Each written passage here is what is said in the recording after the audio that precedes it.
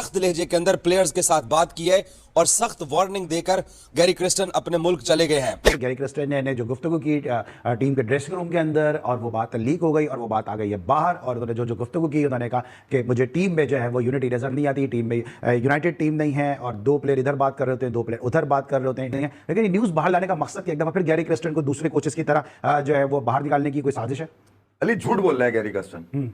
Gary Kristen ने अगर ये बात की है तो मेरी कॉपी की है उसने। कौन कह रहा है यहाँ पे 2 साल से? मैं तो यही कह रहा हूँ कि टीम ग्रुपिंग का शिकार है।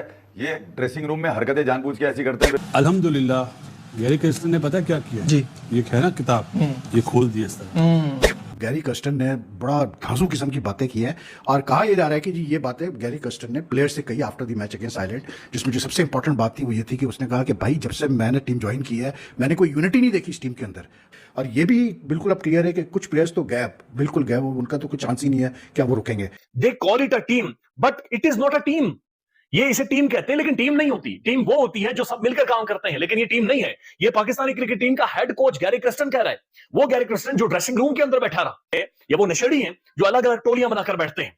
अंदाजा लगा लें कि गैरी क्रिस्टन ये कह रहा है कि पाकिस्तानी क्रिकेट टीम ही नहीं है, ये वैसे ही इसे टीम कहते हैं। और गैरी क्रिस्टन का यही जुमला कि तुम लोग दिखने में तो एक टीम लगते हो लेकिन तुम टीम नहीं हो, कितनी खतरनाक बात है पाकिस्तान क्रिकेट के लिए। आपके अंदर गेम अवेयरनेस ही नहीं आ सकी, आप 8-8 साल से खेल रहे हो, तो आखिरकार वो गैरी बोल पड़ा है। अब आपका हेड कोच आपको मुंह के ऊपर आईना दिखा के गया है। तो मैं ये कह रहा हूं कि जो आएगा वो सच बोलेगा। अगर ये सच भी आपको कड़वा लगता है, ये सच भी बुरा लगता है, तो मैं नहीं मानता। ये ड्रेसिंग रूम का पाकिस्तान का कल्चर हमेशा से यही था, यही है, यही रहे।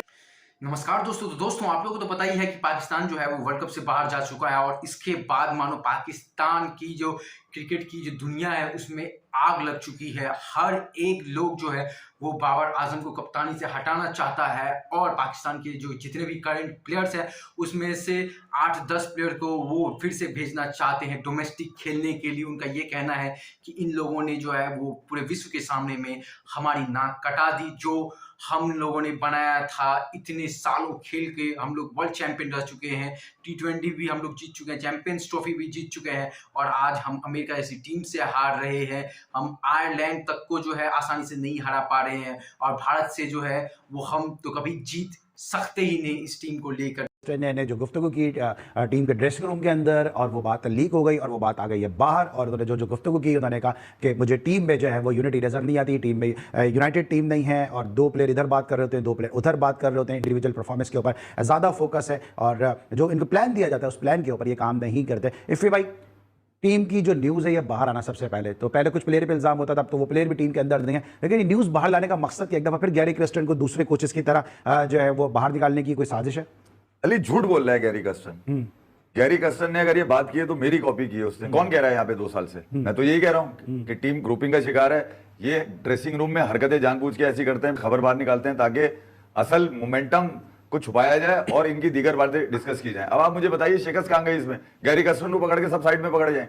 भैया ये चीजें तो पहले से थी, अब से नहीं, 2003 से। मैं पहले भी आपको कह चुका हूं कि 2003 में वकारी यूनुस जब पहले राउंड से बाहर करवा दिया उन्होंने वर्ल्ड कप में, तो उसके बाद जितने कप्तान आए वो कमरे में ले जाए गए, उनको समझाया गया, उनको कहा गया पहले तो क्रिकेट इंटरेस्ट, फिर तुम्हारी इंटरेस्ट, और तीसरी है नेशनल इंटरेस्ट, और उसके बाद है क्रिकेट की पाकिस्तान की इंटरेस्ट। इसमें तुम्हें कप्तान बनाया जाएगा। बाबर आजम भी इन्हीं बातों का शिकार हुआ है जो इससे पहले लोग शिकार होते रहे। तो इसका मतलब यह है कि जब कप्तान बाकायदा दस्ते शफकत रख के बनाएगा पीसीबी, ठीक है, तो फिर ये हालात तो निकल कर आएंगे। कौन सा दौर है ऐसे जहां पर ड्रेसिंग रूम की बातें नहीं आई? तो अगर गैरी क्रिस्टन के नाम से ये मंसूब की जा रही है तो झूठ बोला जा रहा है। तो मैं कह रहा हूं भाई, मैं पिछले 2.5-3 साल से कह रहा हूं, और इससे पहले भी चले 20 साल से। आप समझ लीजिए ये कुछ होता है। कौन है? डेव वॉटमोर ने कहा नेशनल इंटरेस्ट, इनमें नेशनल अप्रोच है ही नहीं, इन सब के अंदर एक प्रोविंशियल अप्रोच है सबके अंदर।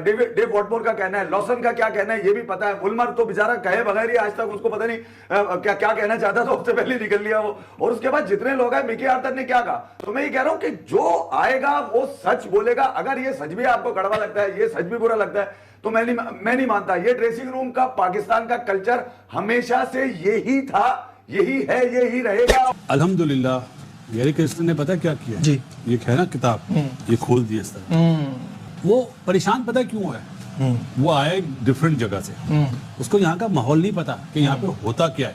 लेकिन उसने जो सबसे बड़ा काम करा है ना, जो आपके assistant coach, manager, senior manager, junior manager, सबको एक्सपोज कर दिया ये बात बोल के। चेयरमैन पीसीबी जो भी फैसला कह रहे हैं, जो भी वो बोलते हैं सर्जरी, लेकिन ये वाला जो स्टेटमेंट है ना, जो मैनेजमेंट के लोग हैं, चाहे वो फिजियो चाहे वो ट्रेनर हो, सबको एक्सपोज कर दिया गैरी ने।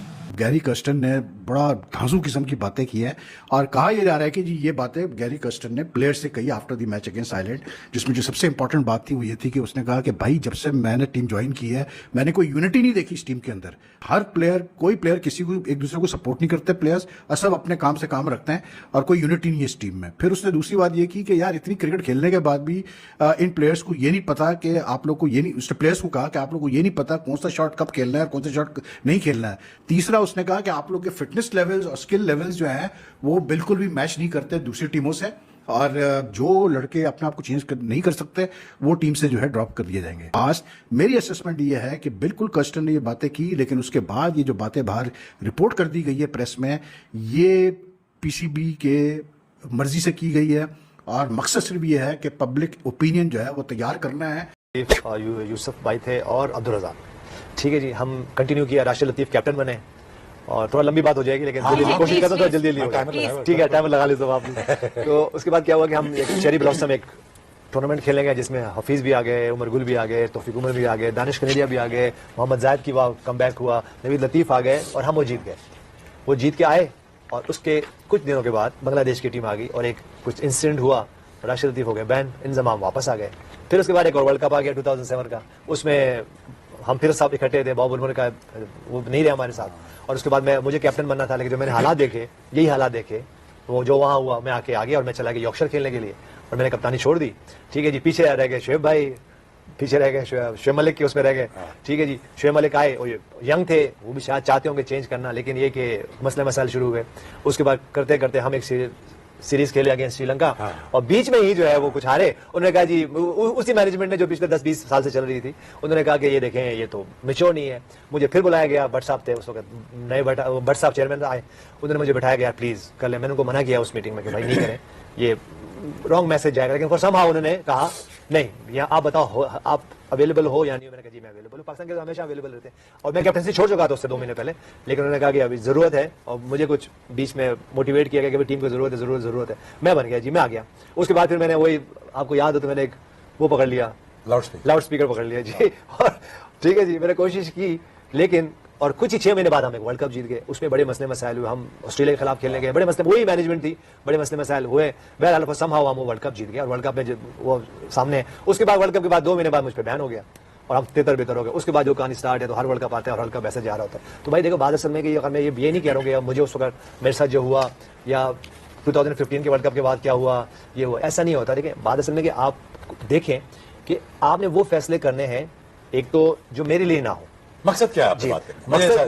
मकसद मेरा सिर्फ ये है कि देखिए, आपको जिनको भी लेके आना है, चाहे वो कैप्टन हो, चाहे वो प्लेयर्स हो, चाहे वो मैनेजमेंट हो, वो इसलिए नहीं रखें कि वो आपके लाइक माइंडेड है और आपको कॉम्प्लीमेंट कर रहे हैं। जो मेरा मकसद है, आप उन लोगों को रखें चाहे वो किसी भी जात का है, किसी भी कास्ट का है, किसी भी लैंग्वेज का है, लेकिन वो है पाकिस्तानी और उसको पता है कि क्या करना है मॉडर्न एरा के हिसाब से। अब ये नहीं करें कि जो मैं देख रहा होता हूं, अगर आज मैं चेयरमैन बन गया तो मार्टिन गप्टिल मेरे राइट पे होंगे, मोहम्मद हफीज मेरे लेफ्ट पे होंगे, शुएब अख्तर मेरे आजू में होंगे, बाजू में होंगे। ऐसा नहीं करें। देखिए, अब जो हम बात दोस्ती यारी नहीं है, हाँ, देखिए अब शादाब हैं, हम ये कह रहे हैं कि जो बाबर आजम के दोस्त हैं, तो भाई शादाब तो साथ ही इन्होंने क्रिकेट शुरू की है, तो हमेशा से ऐसा होता है कि आपको अपने लाइक माइंडेड थोड़े से प्लेयर चाहिए। लेकिन ये नहीं करें कि भाई वो बॉलर है तो बैटिंग बना दो, बैटर है तो बॉलर। ऐसे पास में हुआ भी है, लेकिन फिर वो इतने अच्छे प्लेयर्स थे या इतने उनकी स्किल्स थी कि वो तो मेरे ख्याल से देखिए, इस वक्त आपने ये करना है कि जो यही वो टाइम है। पिछले वर्ल्ड कप में एक टाइम आ गया था जब हम जिम्बाब्वे के खिलाफ हारे पहले ही मैच मेरे ख्याल से, और हम वो तो लकी वो जनाब नेदरलैंड ने हमें फाइनल तक पहुंचा दिया और बहुत क्लोज थे कि हम फाइनल में जीत जाते, शायद जीत जाते। तो ऐसा नहीं करें, ये राइट टाइम है, इनसे लर्न करें। नहीं, लर्न तो नहीं होगा, करना पड़ेगा, नहीं करना पड़ेगा, कर रहे हैं, नहीं 25 साल नहीं करेंगे, लर्न हो रहा है। अच्छा, अब ये नहीं करें, अब देखिए ये भी ना करें कि कोई टीम में है ही नहीं और वो आके कैप्टन बन जाए। तो भाई इसी टीम में यही हुआ 2015 के वर्ल्ड कप के बाद हुआ ना कि वो टीम बाहर जो प्लेयर खेल नहीं रहा था वो कैप्टन बन गए और उन्होंने भी अपने हिसाब से, मैं किसी का नाम ले रहा हूँ कि कोच का था, कैप्टन का था, उन्होंने अपने मुताबिक कैप्टन लेके आ गए और वो कैप्टन जो है 2 साल के बाद उन्होंने कहा कि नहीं ये ठीक नहीं है, ये तो यार इसका तो ध्यान ही नहीं है, जो जिसने फैसला किया था गलत, तो हटा दिया। अब इसी तरह हुआ, बाबर आजम जब कैप्टन बने उससे पहले कौन था? अजहर अली कैप्टन थे, ठीक है, वो एक टेस्ट मैच हम हारे कोविड में अगेंस्ट इंग्लैंड, जो हम जीत चले थे।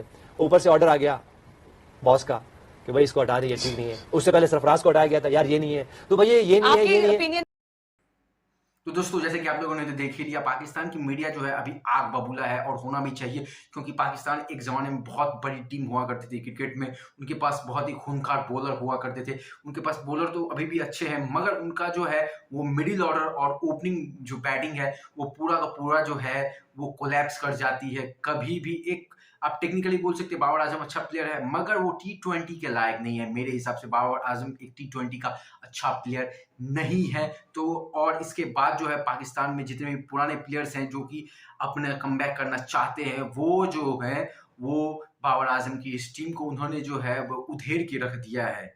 ऐसा ही आप लोगों को भी देखने को मिला है। तो चलिए मिलते हैं अगले वीडियो में, तब तक के लिए गुड बाय, जय हिंद, वंदे मातरम। और अपने परिवार का बहुत बहुत ख्याल रखिए।